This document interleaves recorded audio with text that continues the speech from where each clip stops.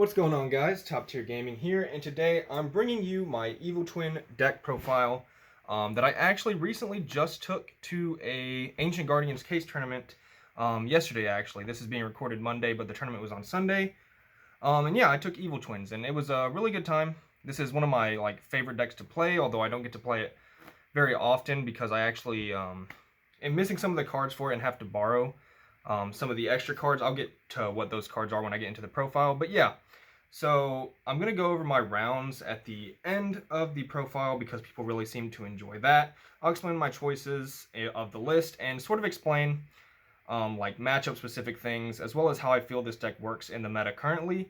But yeah, before we get into the video, just want to show off some stuff. You know, we brought our Evil Twin sleeves, and I think my extra deck sleeves were some version of Dark Magician Girl. People always ask for my sleeves, so I don't know, I just figured I'd show them off. But yeah, so I'm going to go ahead and get into the Evil Twin deck profile. It was 42 cards. Overall, I went top 8, as it says in the title. But yeah, just going through my list, and I'll explain matchups afterwards. So starting off, we have 3 Kiss-a-Kill and 3 Leela. The very standard 6, however, I was also playing 1 Lila Treat. So this is pretty standard. I think that 3 and 3 of your main ones is definitely the best way to go, because you just want to maximize your chance to open one, and you play I think a total of 10 twins I play in the deck in the form of cards that can get to my twins, which is pretty standard because it's a hybrid build of Evil Twins.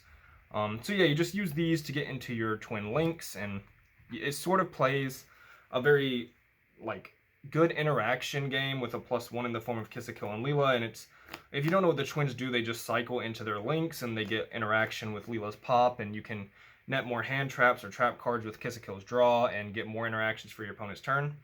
But yeah, these just summon each other out, and Lila Treat has an effect in Grave that actually came up a couple times where if damage is taken involving an Evil Twin monster, you can actually make one of your opponent's monsters lose attack equal to that damage. This came up versus Ultimate Conductor Tyranno. It swung at one of my twins that was on the field, and then I used this effect to make his Tyranno 1100 attack. And he chose not to swing over the other twin, which is the goal at the end of the day, is to make sure you get to keep one twin on the field, which is what Lila Treat's really good at. Plus, Lila Treat has some very interesting synergy in this variant of the list, and that is what I'll get on to next. Because the next big part of the list is our boy Eldritch. So yeah, it's an Eldritch variant. I feel like this is just the best way to play twins. You can also play Unchained. However, I feel like the most competitive version currently is Eldritch. However, as I'll explain in my matchups, I feel like Eldritch is actually just kind of falling off, and there's just some things about the engine I'm not liking currently. But Eldritch himself is one of the most overtuned cards in the game, if you ask me. He just does so much, and he can make you feel really safe with how just blatantly powerful he is. He does have some interesting matchups right now, but yes, 2 Golden Lord, 3 is way too many, and 1 is not enough especially with all the banishing going around right now. And then instantly on to hand traps. So it's 9 monsters that aren't hand traps, and you can play a bunch of flex spots because you have 1 card engines and the Eldritch engine. So 3 Ash Blossom. I think this is very, very obvious and standard. 2 Bell.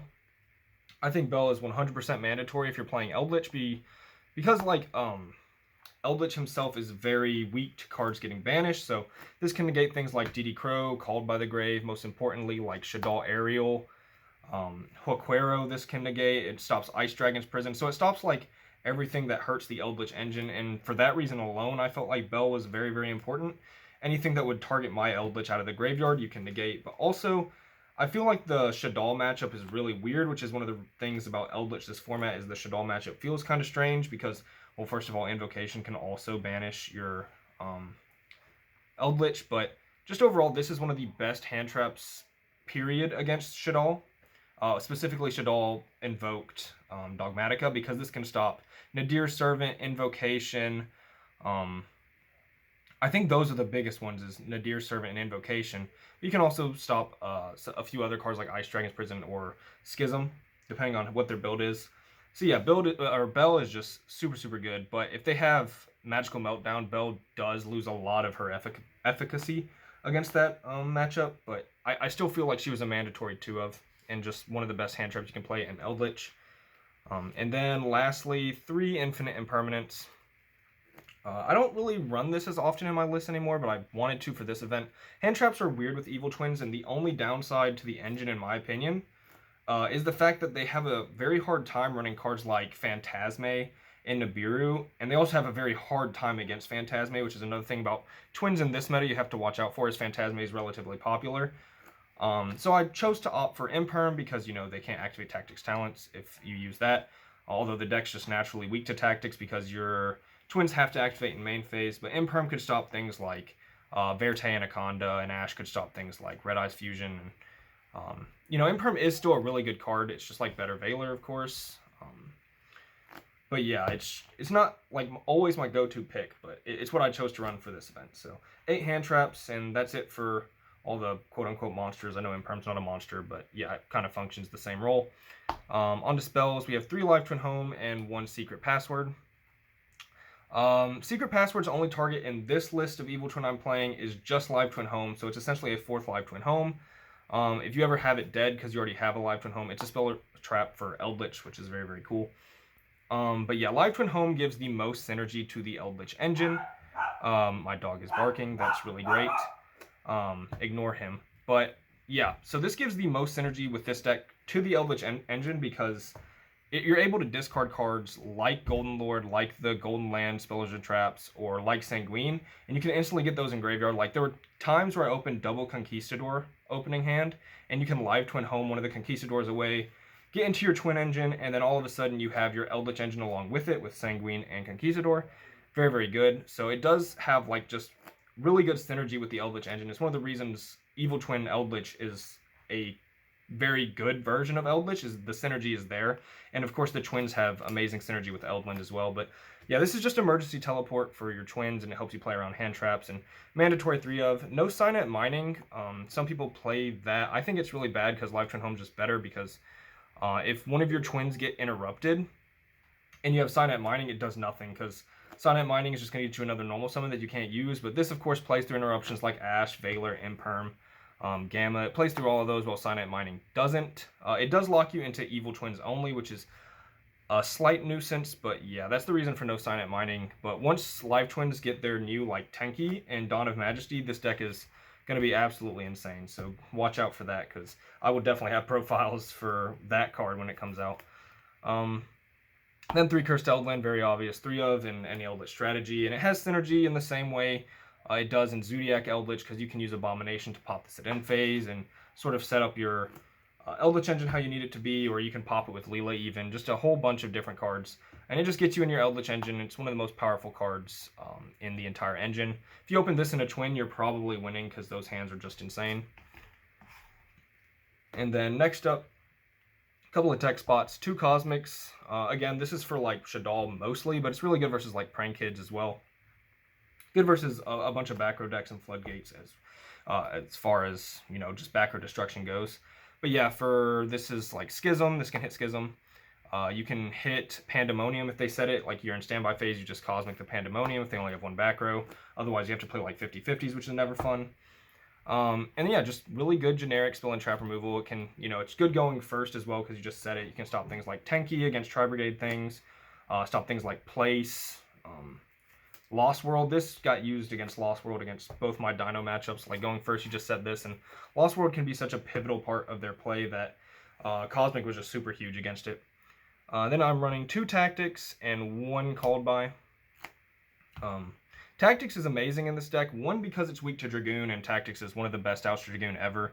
One of my games I just straight up won because of Tactics. He was at 6,000 life points because he paid for Verte, and then he striked one of my effects and went down to 45, used his Dragoon on one of my cards, and then I took his Dragoons, popped his Verte for 500, and then swung 4,000 for game. So yeah, that was pretty easy. Just Tactics can blow out Dragoon players very, very easily.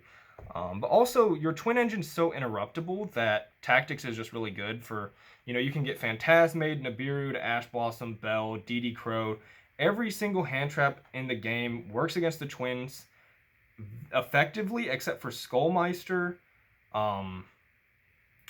Like, Skullmeister and Ogre are like just the worst ones because they do nothing or do like nothing. So yeah, that's pretty much every other hand trap's fine. So That's why Tactics is so good, because you're giving your opponent so many opportunities to, use a hand trap against you, and you can either take a card from their hand or draw 2 cards, depending.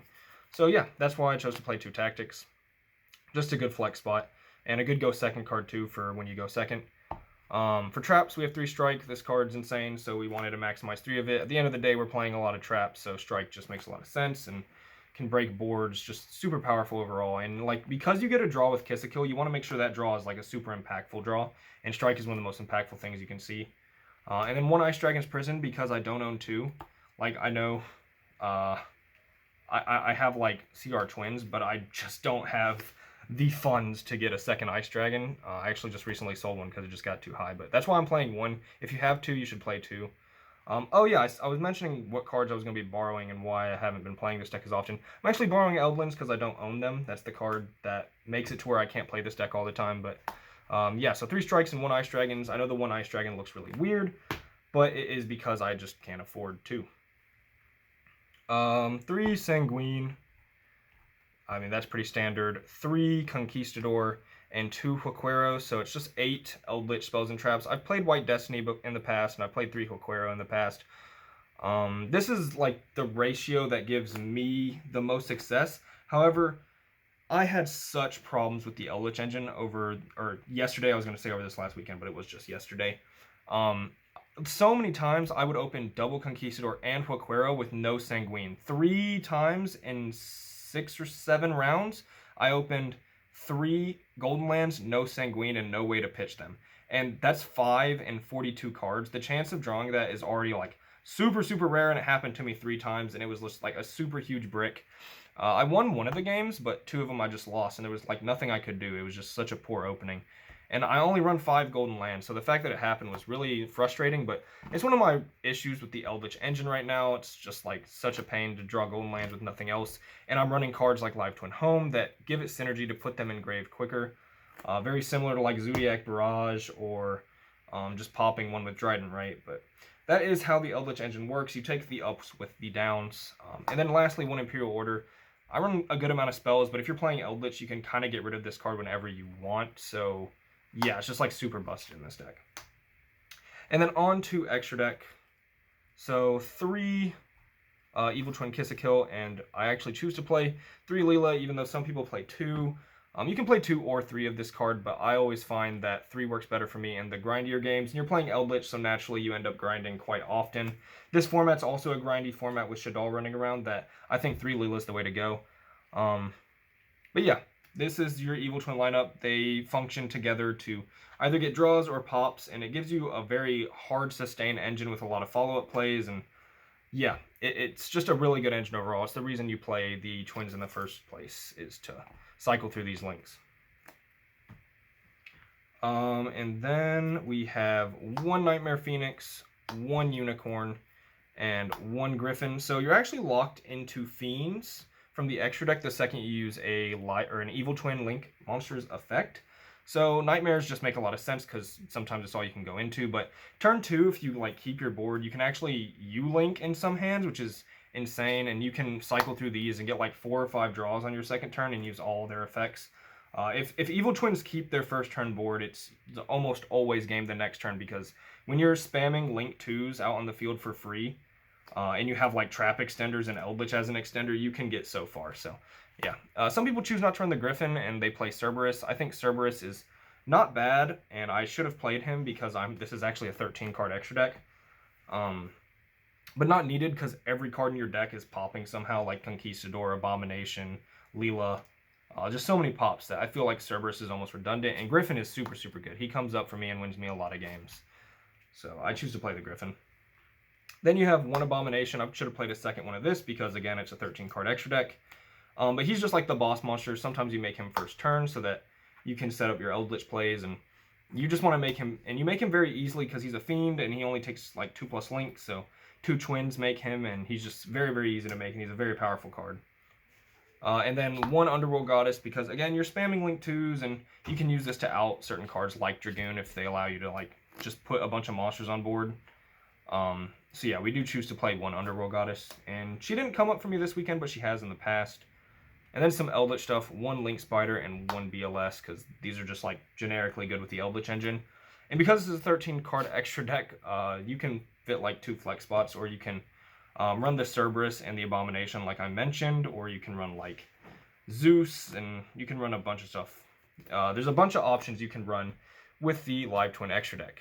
I almost considered even playing Super Poly and running like a Mud Dragon and a Starving Venom, but yeah, now I guess I'll go over my matchups. So overall, I went, after Swiss, I was top 4. I actually got 4th place, and we only had an amount of players that we should have gone to top 4, which would have put me in top 4, which top 4 split, so that would have been nice, but the store previously had mentioned they'd play out a top 8 because they expected more players. So we cut to top 8 anyways, and I lost in top 8, which was rather frustrating, but the player I played against deserved it. He played really well and got me with Broken Line, which I wasn't expecting at all, and I should have, but I just wasn't thinking about it and didn't see him play it throughout the entire event, so didn't know he was running it, and yeah, it got me good, and he deserved the win, but it was just kind of frustrating because we should have cut to a top 4. But at the end of the day, I lost, so nothing I can do about that. But yeah, my matchups, round 1, I played against Bird Up, and it was actually my friend Patty, who you may have seen on this channel once or twice if you follow the channel. Game 1, I beat him, and Game 2, I made a serious misplay that allowed him to get another material on Zeus. I just forgot Zeus has the effect where he can attach material, and I popped his back row instead of the Zeus, and he blew up my board and snowballed from there, and then he beat me Game 3, so really bad misplay cost me that round. And then Game 2, I believe, was against Dinosaur, and I won that game. Nothing particularly fancy happened there. Round 3 was also against Dinosaur, and I won that game. I won both my Dinosaur matchups. Round 4, what was round 4? What did I play after that? Was a Shaddoll invoked, no Shaddolls. It was invoked Eldritch, so I won that game as well. Was anything notable? Oh, that was the game where I tactics the Dragoon and swung for game, so that was pretty nice. Round 5, I played against Mason, who you probably don't know because he hasn't been on the channel in like 4 years, but if you see my really old videos, you can find videos of him. And I lost to him. He's playing Shaddoll invoked Dogmatica, so yeah, he just got me. And then in top 8, I lost to an Eldritch. I'm not going to say Mirror because it was not Evil Twin. It was like Dogmatica Eldritch, but I don't think he actually saw his Dogmatica engine throughout the entire day. So it was really just Eldritch with a bunch of traps. I was playing against traps, and traps just got there in the end, and yeah, those were my matchups. So yeah, if you did enjoy the deck profile, please be sure to leave a like, subscribe. There will be more Evil Twin content in the future, especially when Dawn of Majesty comes out, because that tanky for them is absolutely insane. And yeah, I mean, Evil Twin's just definitely one of my favorite, like, engines. I don't know if, I mean, it is an archetype, but right now it's more of an engine to play in other decks. It doesn't really function on its own as well as it should possibly, but yeah, there will definitely be more Evil Twin content in the future because this is a deck I thoroughly enjoy, so hope you guys enjoyed that. Eldritch feels very weird in the meta right now, and there's just, I don't know if I'll be playing Eldritch for much longer, except in Evil Twins, because it can just be really frustrating to draw golden lands, and yeah, I just feel like it's not as good in the meta as it used to be. But that's kind of my thoughts on Eldritch, how the rounds went, and the deck profile. If you did enjoy, feel free to like and subscribe. This was Top Tier Gaming. Bye, YouTube.